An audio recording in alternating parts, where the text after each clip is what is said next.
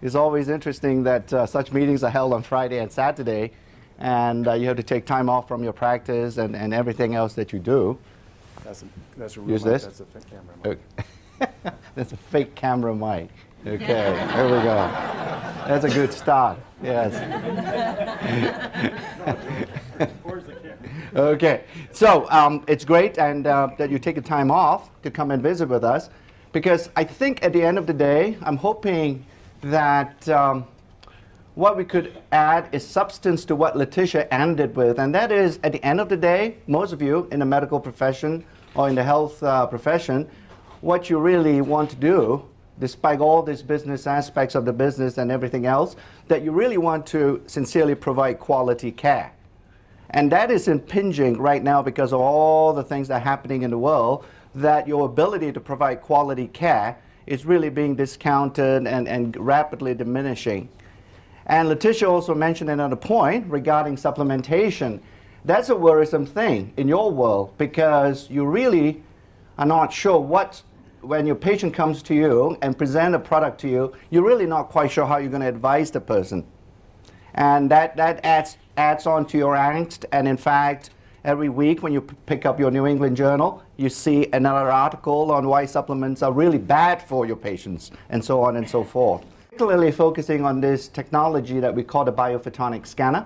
And we'll explain some of the science to you so that you have a level of comfort that fundamentally what we're trying to do is really answer the question, how do you really know whether your supplements work or not? At the very least, or at the very minimum, when you leave here, you will have some idea, at least we can measure. Because when you talk about science, you really don't talk about science. Science is really about measuring. Science is actually about basing your conclusions on data. Regardless of what field of science you come into, it's really all about measurement, isn't it? So, and that's what we're trying to do with the scanner. I was back in Hopkins visiting a friend of mine back there, and he obviously is in academic medicine. And he was telling me, boy, you know, even in academic medicine, we are being bombarded with all these questions regarding supplementation as well. And I sat down with this friend of mine, whom I postdoc, oh gosh, more than 30 years ago, before I joined the drug industry, that he actually thought that this was a good idea as well. So it is comforting to me that even a friend who pulls no punches managed to see the scanner as a viable technology in our world. So let's go through this very quickly. Fundamentally, Pharmanex in 1995 was co-founded, and I was one of the co-founders, together with another buddy of mine by the name of Michael Chang. He was trained, and he still thinks he is, a medicinal chemist. And Michael worked in a company whom all of you should be familiar with, and that company was Merck.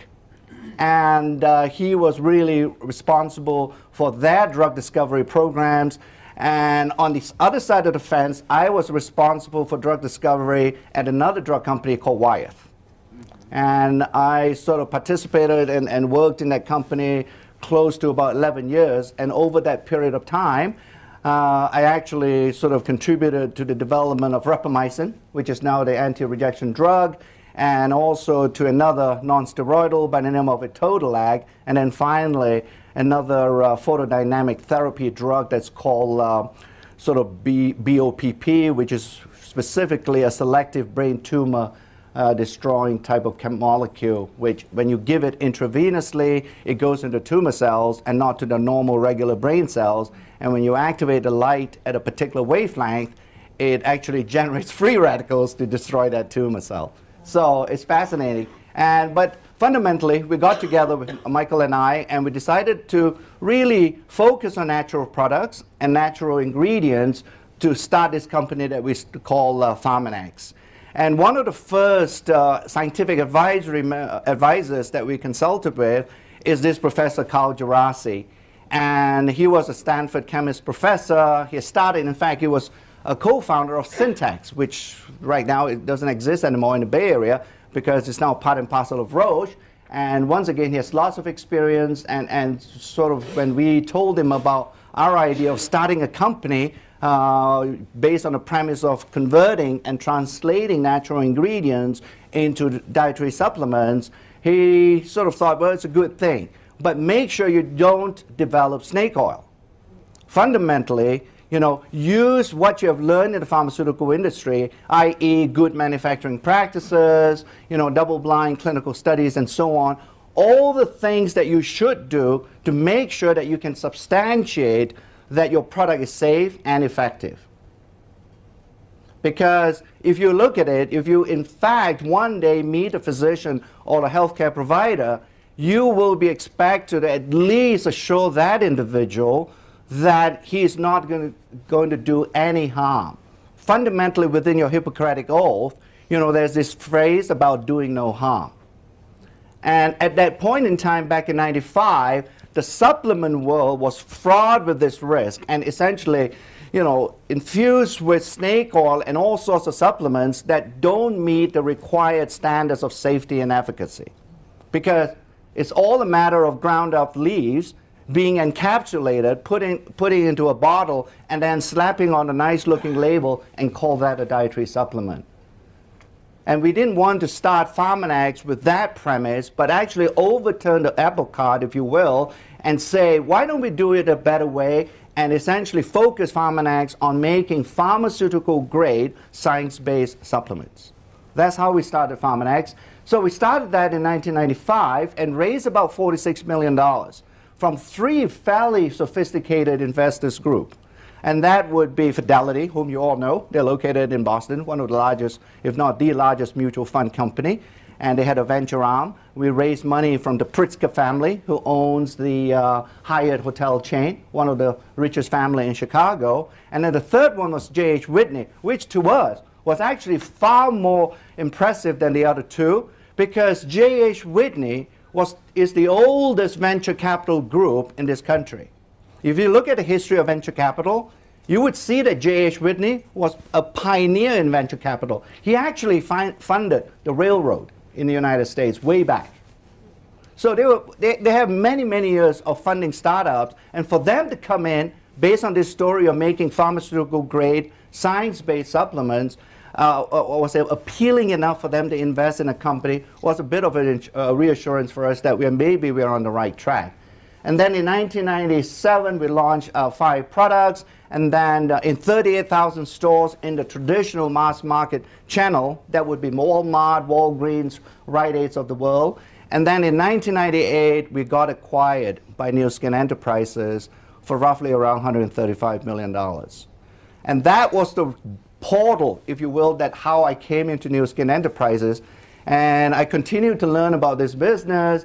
And what we brought into Nu Skin Enterprises is this reality of making pharmaceutical-grade supplements, this R&D engine, if you will, this ability to use science to translate what we know from all the historical documents about natural ingredients and how those ingredients, if we use the modern scientific method, we perhaps could actually add value to those ingredients.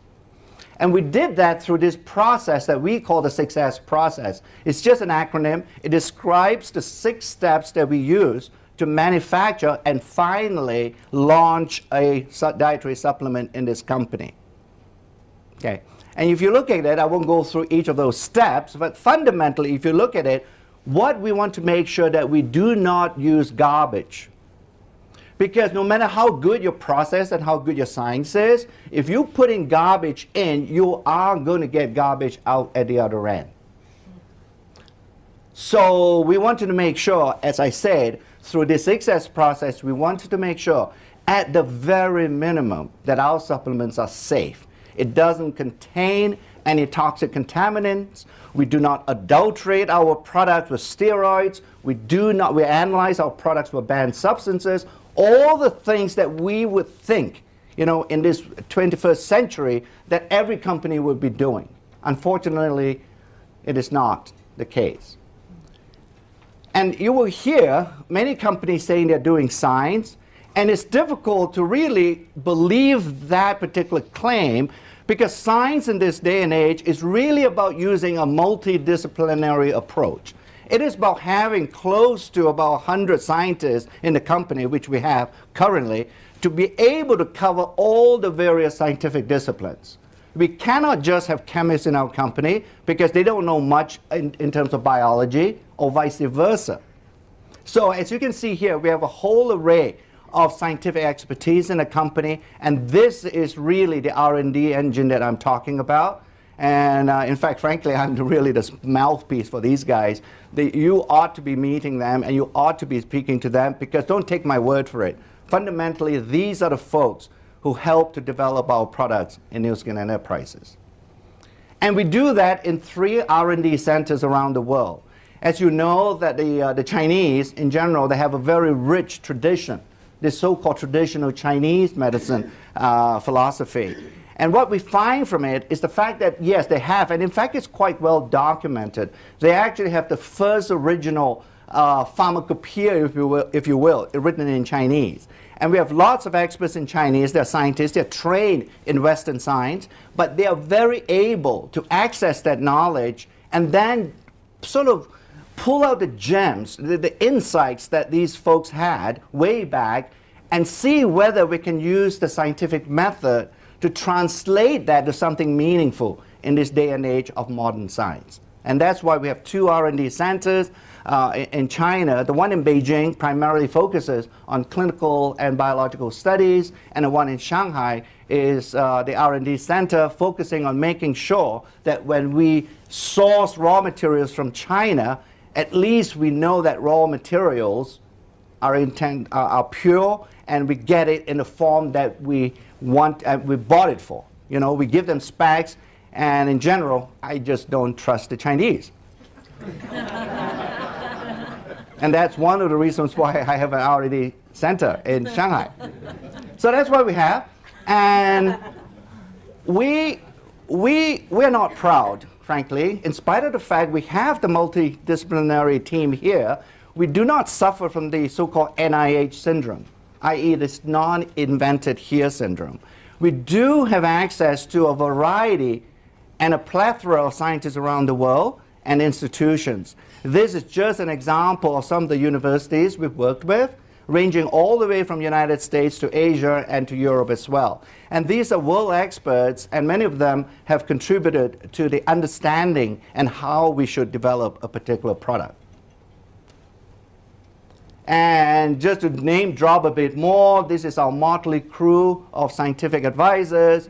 And again, I just highlighted 2 of them. One, Koji Nakanishi from Colombia. He helped us to develop our product called BioGinkgo. And then on the right, on a postage stamp issued by Austria, that is Professor Karl Gerasi. And again, officially, he likes to be known as the father of the oral contraceptive pill. I find that an oxymoron, but I've stated, and you just need to think about it, how you can put those 2 terms together. And just to add on, because we are now moving into the world of genes and how genes are influencing how we function and who we are. Because since 2003, with the mapping of the human genome, we think this is the way to go. This is revolutionizing the world of medicine and the world of natural product development as well. And because of that interest and focus going forward, we have brought an additional 3 more SAB members onto the board. And the first 2, starting from the left, is Richard Weindrich, Professor of Medicine at Wisconsin. In the middle is Tom Proller. These are the co-founders of a company, and if you Google, you will find them. They started a company, a biotech company, called LifeGen Technologies.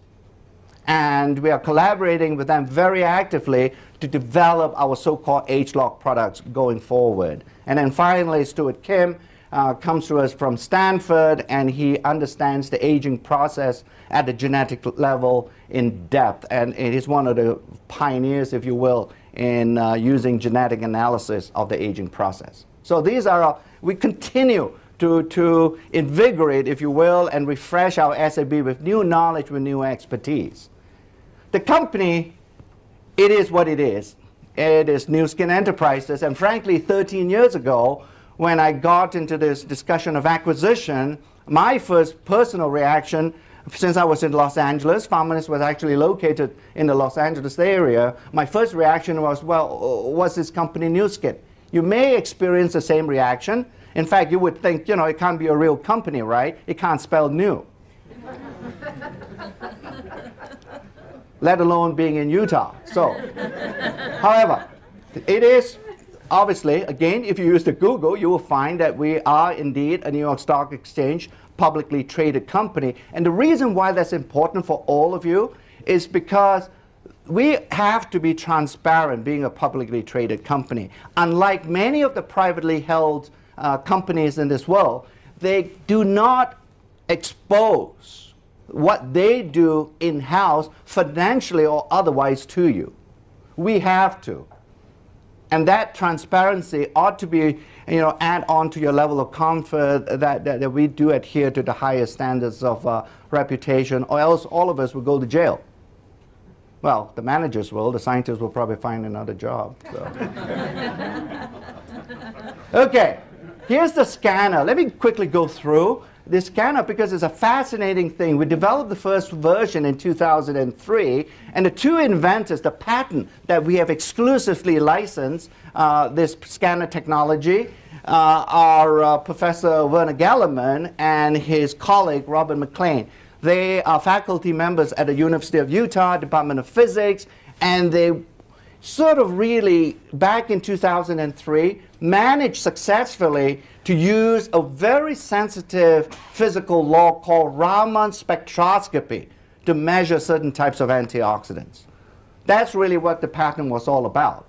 And initially, they focused this technology on developing an instrument that can actually analyze the retina by shining some non-damaging laser light onto the back of the eye, because the retina evolutionary has evolved because it receives so much light, and because of the light, although the light coming in is good because that's how you see, but the problem is when the light hits the retina, it also has the potential to generate free radicals. So the retina has evolved to a place where now it's highly enriched. That part of the eye is highly enriched with these antioxidants called carotenoids. That's how those carotenoids are there in the retina to neutralize the free radicals when light hits that part of the tissue.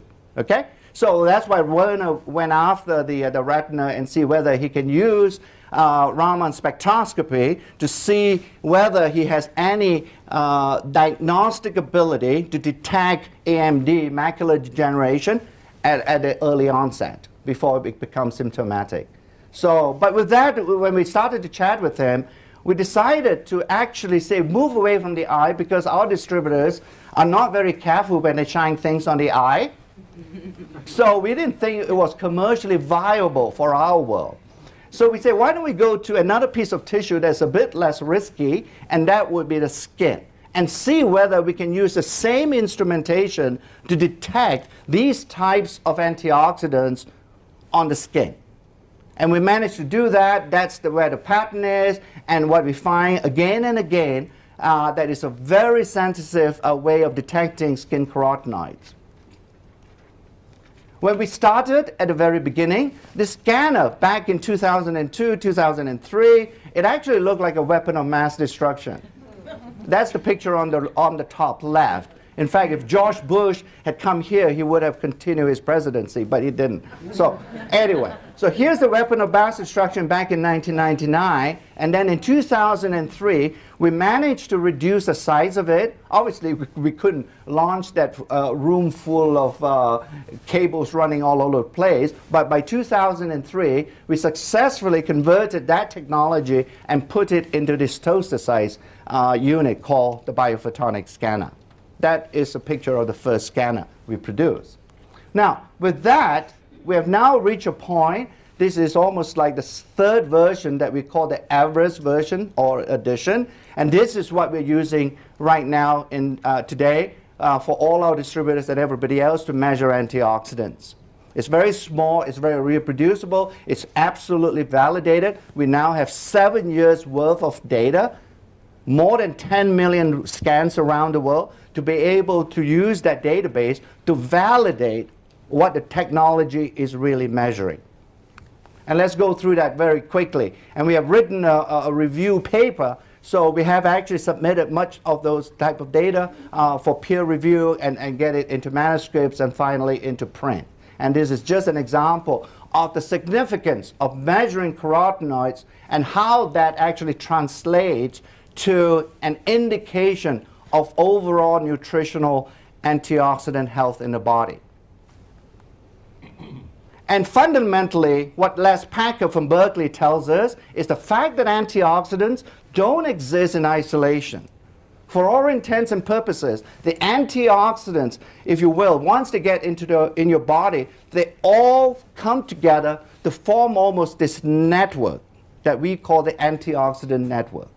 It's almost like weaving these antioxidants together into a fabric, and it is the integrity of this antioxidant fabric in your body that governs how you can manage your oxidative stress. And if one piece of that network breaks down, the whole thing unravels. And that is why this drove us, and again I've cited one of the reprints or articles that has now shown that if you measure carotenoids, it's a pretty good biomarker of the overall antioxidant network status. So that's what we have, and these are some of the studies that we have conducted. The first study we did was obviously to make sure that what we measure on the skin, as far as carotenoids are concerned, that it actually correlates to what people traditionally measure in the blood. And we did the correlation study, and we showed with hundreds of people, and where we can show, this is the regression coefficient, if you will, where we do this analysis, where we show what indeed we show on the skin correlated very well with what we can find in the blood. Okay? So we have clearly confirmed that. In fact, the dietary carotenoids in plasma, right now, folks are still considering that as a gold standard for measuring or for monitoring dietary intake. I would argue that our scanner is a far more efficient and effective way of monitoring dietary intake of anybody, because it's non-invasive, it's quick, and we have actually corroborated that it reflects what if you measure the blood carotenoids. Yale, for example, one of the professors, their faculty member there, working with inner city kids, they are using this Raman spectroscopic method to measure dietary intake in inner city kids. So it's quite well validated along those lines. And we have measured vitamin C and other non-carotenoid antioxidants in plasma together with blood carotenoids and a scanner response, and we find, once again, there's pretty good correlation, giving us a very good level of confidence that when we claim that it is, when you measure the skin number or the skin value, that is a reflection of overall antioxidant status, that is a pretty accurate statement to make. And again, now this is not, we have a product obviously called LifePak, which is an antioxidant supplement. And people, many of critics have initially, when we launched the scanner, say, well, this is nothing but just a LifePak detector. Not quite true. We don't bias our studies that bad. We have validated it. So let's assume, and this was the hypothesis we worked with at the very beginning, because we knew that criticism was going to come. And to say, look, what does the NIH recommend for all intents and purposes in terms of a good diet? Inevitably, it always comes down to 6 to 9 servings of fruits and vegetables. Why don't we use that and we screen and sort of choose a variety of people, groups of people, where certain groups will be eating nothing, they're all meat eaters, and then going all the way to a group that consistently eats 6 to 9 servings of fruits and vegetables. And we scan all of them. And what we find, indeed, once again, there was a good correlation that more fruits and vegetables that you eat, the better the antioxidant protection. I think it's by far the most unbiased demonstration of the scanner being a very objective monitor. And it's not a LifePak detector. And we can show this. In fact, once again, going with the hypothesis, right, that obesity has a huge impact on your oxidative stress level in the body. And it does. Tons of studies have been published on it. Why don't we see whether there's a correlation, what happens in these individuals as far as scanner score is concerned, And we can see what happens here, that again, as obesity goes up, or at least the BMI value goes up in certain groups, their scanner score actually drops. There's an inverse correlation in this instance. And smoking, as we all know, induces an extremely high level of oxidative stress because it generates so many free radicals in your body.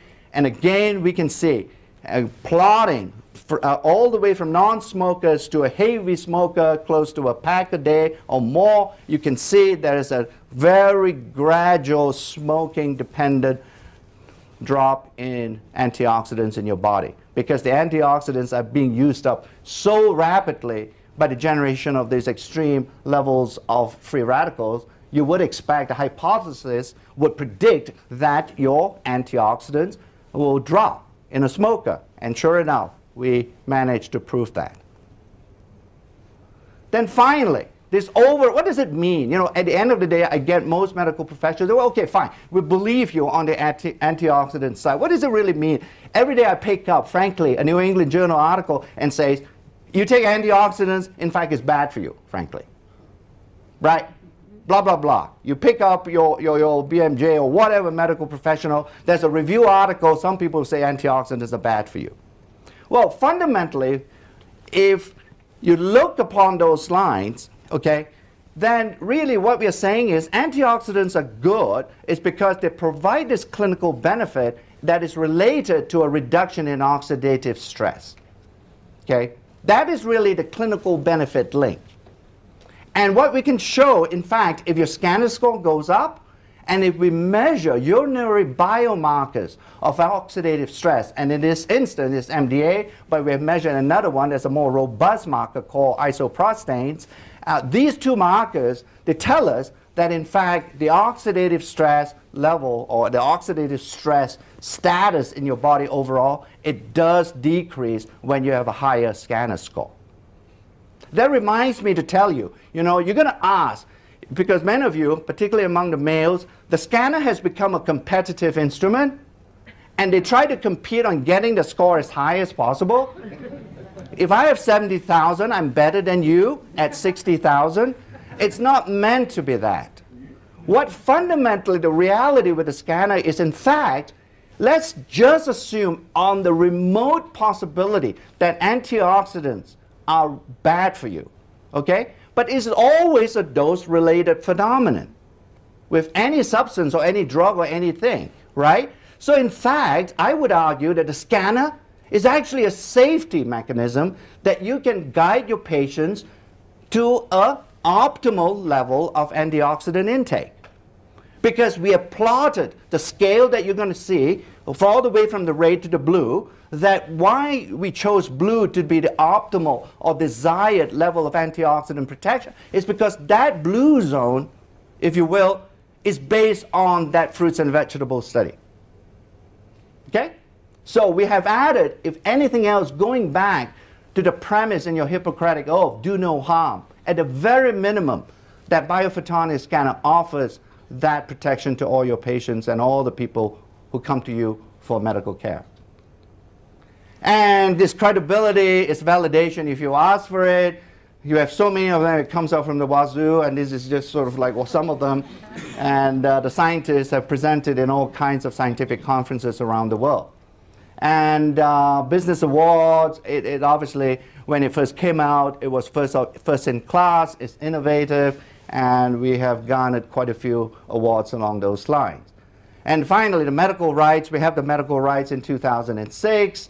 And fundamentally, you know, when you look at cholesterol measuring, when you look at your diabetics, you measure their HA1C and so on and so forth. What we are saying with the biophotonic scanner, it offers, at least on the supplementation side, an ability to measure so that you can monitor your patients on an objective level rather than them lying to you, because all patients lie, correct?